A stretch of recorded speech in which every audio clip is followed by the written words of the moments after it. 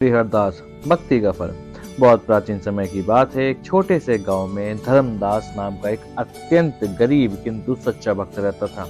उसके पास ना धन था, ना वैभव, ना ही कोई बड़ा सहारा। जीवन में अभाव था, पर उसके हृदय में ईश्वर के प्रति अटूट श्रद्धा थी।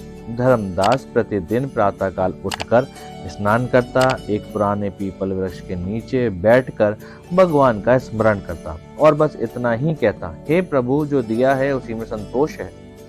उसकी भक्ति में ना कोई दिखावा था, ना कोई अपेक्षा। वह ना कभी वर मांगता, ना धन। यदि कुछ कहता तो केवल यही, मेरी श्रद्धा कभी डगमगाए नहीं।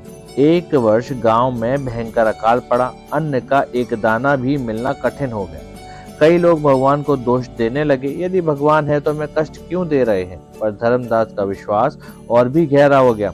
भूख से कमजोर शरीर पर मजबूत आस्था के साथ वह बोला, प्रभु जो करते हैं भले के लिए करते हैं। एक दिन कई दिनों के उपवास के बाद भी वह भगवान का नाम का जप करता रहा। उस दिन उसके पास चढ़ाने के लिए न फूल थे, न दीपक, बस एक लोटा जल और अश्रुपूर्ण नेत्र। रात्रि में भगवान ने उसे स्वप्न में दर्शन दिया और कहा, हे भक्त, तूने मुझे भूख में भी नहीं छोड़ा, संदेह तक नहीं करा, यही सच्ची भक्ति है। अगले दिन गांव में वर्षा हुई, खेत हरे भरे हो गए, अकाल समाप्त हुआ। पर सबसे बड़ी बात यह थी कि धर्मदास के हृदय में जो शांति और संतोष था, वही उसका सबसे बड़ा धन बन गया।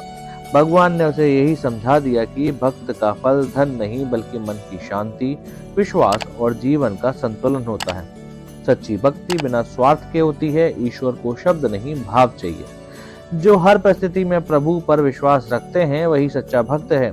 भक्ति कभी खाली नहीं जाती, उसका फल अवश्य मिलता है, कभी रूप में, कभी अनुभव में और कभी जीवन की शांति में। ऐसे ही कथा को सुनने के लिए वीडियो को लाइक करें, चैनल को सब्सक्राइब करें, बेल आइकन दबाएं और कमेंट करें। जय श्री हरि।